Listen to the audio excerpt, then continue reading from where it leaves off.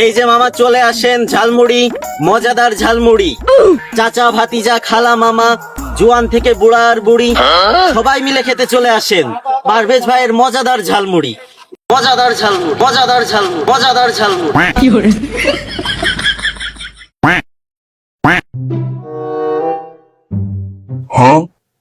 কি ভাই, ঝালমুড়ি খাইবেন নাকি? বানাবো নাকি একটা ঝাল করা দিয়ে মশলাপাতি সাটাই দিয়ে একটা পারভেজ ভাইয়ের মজাদার স্বাদের ঝালমুড়ি?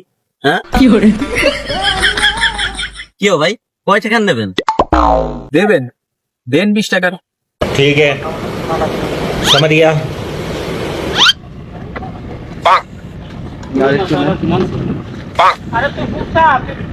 কি ও ভাই, ঝাল কি বেশি করে দিব নাকি?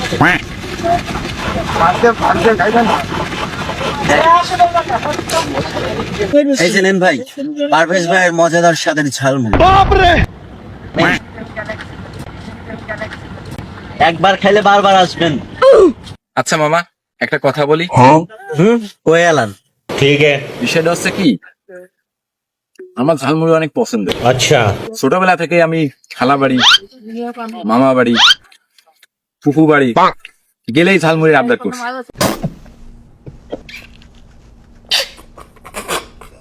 তাদের ঝালমুড়ি বানানোটা অতি সাধারণ, अच्छा কিন্তু যখন আপনাদের মতো মামাদের কাছ থেকে ঝালমুড়ি খাই, মনে হচ্ছে অমৃত খাচ্ছি।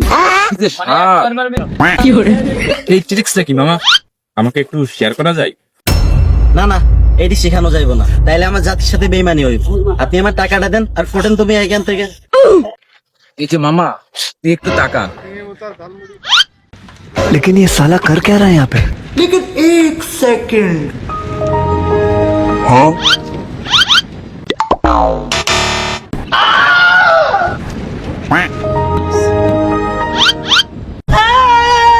না না, এই টাকা তো দেওয়া যাবে না, আগে তোমার ঝালমুড়ির স্বাদের রহস্য তো বলবা।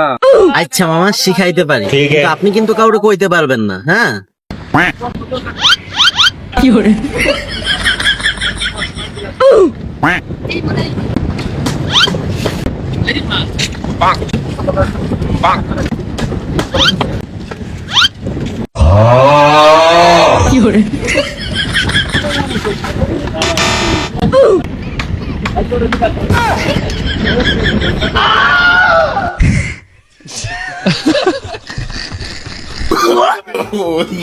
আরে ভাই, আরে ভাই, আরে ভাই, কোন জায়গা দাঁড়ান।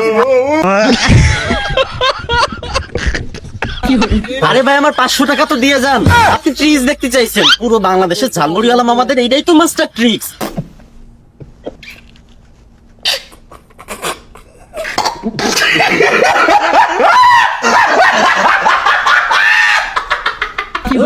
কি সব লোকজন আছে, এরকম হলে তোমার ব্যবসায় লাল বাতি চলে যাবে।